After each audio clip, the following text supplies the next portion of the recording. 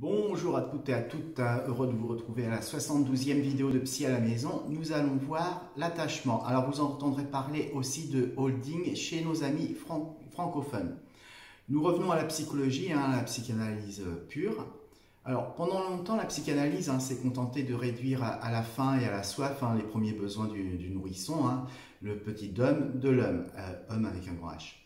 Alors qu'en fait, le petit homme a besoin de nombreuses autres choses, de chaleur, sécurité, tendresse, mais aussi d'échanges sensoriels exprimés à travers les sourires, les vocalises, les pleurs, en interaction avec la figure d'attachement. Généralement la mère, mais pas que. On peut avoir le père, les grands-parents, la fratrie, l'entourage. Alors, le bébé de quelques jours, il a besoin d'interaction avec son environnement, son entourage, pour advenir et être épanoui, pour continuer la grande aventure de la vie qui l'attend. L'attachement va définir l'avenir de la personne, selon qu'il soit bon ou mauvais. L'attachement est un lien affectif entre un individu et une figure d'attachement, c'est-à-dire la personne qui prend soin de lui. Le lien est basé sur les besoins de l'enfant en matière de sécurité, de protection et de soins. C'est les trois éléments importants, sécurité, protection, soins. En particulier dans la petite enfance et l'enfance. Dans les relations de l'enfant à l'adulte, le lien de l'enfant est appelé l'attachement. Voilà, on y est. Alors, attention, si le résultat psychologique a un sentiment de sécurité, la théorie de l'attachement n'est pas synonyme d'amour et d'affection. Bien que ces sentiments peuvent indiquer l'existence de liens entre deux personnes, ce qui ne veut pas dire que l'amour ou l'affection ne sont pas importants, mais font partie d'un tout dans la théorie. L'amour et l'affection ne peuvent pas à eux seuls définir l'attachement. De nombreux autres critères rentrent en compte, on va les voir. La preuve est que les jeunes enfants forment des attachements avec des personnes prenant soin d'eux de façon cohérente et répondant à leurs demandes d'interaction sociale. C'est la qualité et non pas la quantité qui prévaut le rapport à l'objet d'attachement. Si la mère est la figure principale d'attachement, l'enfant peut prendre sa nourrice, sa babysitter, un personnel de la crèche par exemple, comme figure d'attachement, à la condition que cette dernière a un comportement maternel vis-à-vis du nourrisson et à long terme. Ce n'est pas du court terme, c'est du long terme. Alors, vrai pour le nourrisson, mais aussi chez les jeunes enfants. Exemple, la maîtresse, le maître d'école, s'ils sont maternels, peuvent faire figure d'attachement chez l'enfant. Comme l'entraîneur de sport, le professeur de musique, vous aurez compris comment ça fonctionne. Alors, nous pouvons donc dire qu'il n'y a pas une, mais des figures d'attachement, parents, père, mère, mais aussi dans l'entourage à partir du moment où ils prennent bien soin de lui et que l'objet se sent en sécurité. Alors, remarque pour mieux comprendre. Vous l'avez observé si vous avez eu des enfants, chez l'enfant de moins de 3 ans, il suffit de quitter la pièce momentanément où se retrouve l'enfant pour déclencher chez lui des pleurs, des chouinements, colère. Et si l'absence perdure, l'enfant va se retrouver en détresse, se retrouver au bord du désespoir émotionnel. Cela est dû à l'absence de la figure d'attachement. Alors pourquoi jusqu'à 3 ans? C'est simple, après 3 ans, l'absence n'est plus vécue comme menace. L'enfant n'a plus la pensée magique. Prend conscience de ne pas faire à la figure d'attachement, dissociation du moi. Dans le cas de la non-réalisation de ce stade de développement, un sentiment fort de rejet, d'abandon vont s'ancrer dans l'individu et risquent à long terme de développer des traumatismes forts qui s'exprimeront par des pathologies plus ou moins graves chez l'objet impacté. Alors, vous entendrez parler aussi de chaînes d'attachement, de types d'attachement.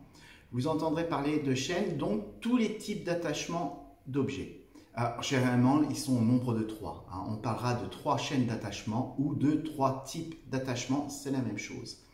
Le premier est sécure. Alors, c'est la normalité et répond bien à l'absence de la figure d'attachement et rassuré par son retour. Le deuxième, c'est l'anxieux évitant. L'insécure, vous entendrez parler d'insécure. Indifférence à la figure d'attachement, présent ou pas de réaction promotionnelle au jeu. Et il y a un troisième, c'est l'anxieux ambivalent, où vous entendrez aussi parler de résistant. Là aussi, c'est l'objet insécure.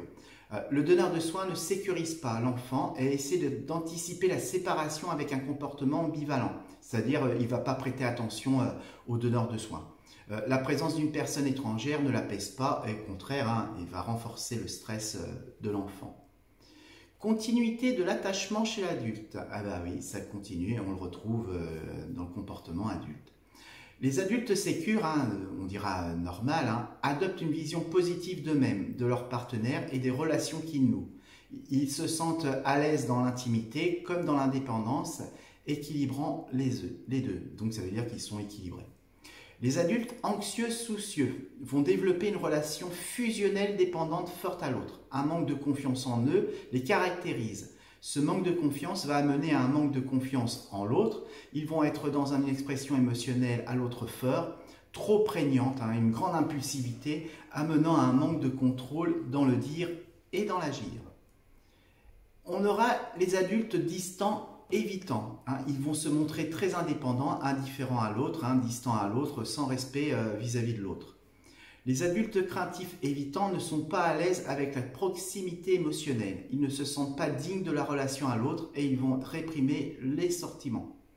La différence entre adulte et enfant est que l'adulte peut avoir pas un, mais des modèles d'attachement en fonction de leur relation. Hein, renvoie au besoin d'identification. On avait vu l'identification. Sachez que les tests psychologiques hein, permettent d'évaluer hein, le schème de l'attachement d'adulte. C'est-à-dire que grâce à des tests psychologiques, on peut trouver quel genre de personne, quel genre d'objet d'attachement on est et on peut se définir et se cadrer. Alors, vous comprendrez maintenant les risques et conséquences hein, des carences affectives hein, que pourra faire l'objet d'une vidéo. Hein. Possible dans le cas déviant du non-attachement dans le développement de l'enfant que nous retrouverons à l'âge adulte. Hein. C'est vraiment un stade important parce qu'il va exprimer l'adulte que l'on va être et le type d'attachement qu'on va développer. Ça nous suit. Donc c'est intéressant de travailler dessus. Alors, nous, ce qui nous intéresse, c'est la psychologie, hein, et particulièrement pour moi la psychanalyse. Donc, on va regarder un petit peu au niveau psychanalytique hein, ce qui est dit au niveau de l'attachement.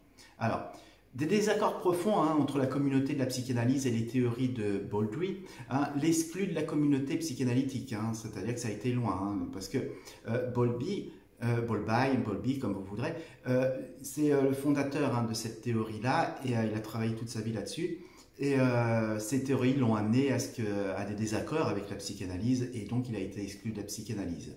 Mais rassurez-vous, ça va changer. Alors, toutefois, l'émergence de nouveaux courants de pensée, hein, comme pour le modèle interne opérant, le développement cognitif à travers les travaux de Piaget, le behaviorisme, hein, vont amener la psychanalyse à revoir sa position et sa perception de la théorie de l'attachement hein, sous un autre visage. C'est bien. Une nouvelle approche hein, plus en phase avec les travaux de Bowlby, ou Bowlby comme vous voulez. À la fin du siècle dernier, hein, dans les années 80, un rapprochement croissant entre les théories de l'attachement et la psychanalyse va naître à partir de la recherche commune entre chercheurs et théoriciens. C'est à partir du moment où on ne va pas travailler que dans son pôle d'attractivité qu'on va pouvoir développer les théories, et c'est en travaillant, bien sûr, vous l'aurez compris, ensemble que l'on va avancer. Alors, les modèles de relation d'objets hein, qui insistent sur l'autonomie du besoin relation sont devenus dominants et sont liés à la reconnaissance croissante au sein de la psychanalyse de l'importance du développement infantile dans le contexte relationnel et des représentations internalisées. Ça, c'est très intéressant. La psychanalyse a reconnu la nature formative de l'environnement précoce d'un enfant, incluant le retentissement d'un traumatisme infantile. Une exploration psychanalytique du système d'attachement, hein, une approche clinique associée ont émergé et ça a permis à la reconnaissance et la nécessité de mesurer les résultats des interventions. Ça veut dire quoi? Ça veut dire que la psychanalyse a fini par accepter ces théories et c'est inclus dedans. C'est là où ça devient intéressant, c'est que l'un et l'autre au départ étaient en désaccord et en fin de compte, en rapprochant les travaux des uns et des autres, on a fini par être d'accord. L'universalité de l'attachement va renforcer l'idée de la théorie de l'attachement et son apport nouveau dans la compréhension des mécanismes psychiques au niveau psychanalytique et l'acceptation des dérèglements psychiques hein, chez les patients dus à une déviance de l'attachement à l'objet dans l'enfance, adolescence ou la vie d'adulte. Là, on est tous tombés d'accord et on a pu enfin traiter les pathologies. En tant que théorie du champ psychologique du développement, la théorie de l'attachement présente des implications et des implications pratiques dans les domaines de la politique sociale, politique de la santé, protection de l'enfance, santé mentale. Donc ça a vraiment eu des répercussions très importantes au niveau de la recherche, mais aussi des applications, puisque ça a fini par impacter tous nos systèmes sociaux. Alors, vous comprendrez bien à présent l'importance de l'attachement dans le développement physique et psychologique du nourrisson, l'enfant, l'adolescent, mais aussi l'adulte. À ce jour, nous sommes passés de la théorie à la pratique en mettant en place des outils psychologiques matériels pour détecter les carences affectives de l'attachement. On est passé de la théorie en fait à la pratique par l'utilisation d'outils thérapeutiques. Alors, il y a des tests, il y a des thérapies, il y a beaucoup de choses qui se font maintenant par rapport à ça.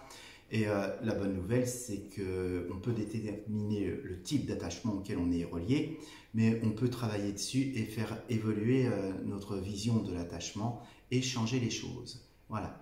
Alors, j'espère que ça vous a plu. J'aurais pu en faire une vidéo beaucoup plus longue parce que c'est très intéressant, c'est passionnant même. C'est pas le but de mes vidéos, vous le savez bien, c'est de vous expliquer un petit peu, vous donner un petit peu la maîtrise de ça, comprendre et mettre des mots le plus simplement possible. Et c'est à vous après d'aller un petit peu plus loin. Alors pour aller un peu plus loin, je vais vous mettre des noms d'auteurs. Je ne vous mettrai pas les livres parce que je vous laisserai rechercher, puis ça dépend tout à chacun. On va aimer un livre, on va en détester un autre. Mais par contre, je vais vous donner les noms des auteurs qui sont très intéressants si vous voulez en savoir un peu plus sur l'attachement et travailler un peu plus et comprendre plus en profondeur l'importance de la théorie de cette découverte.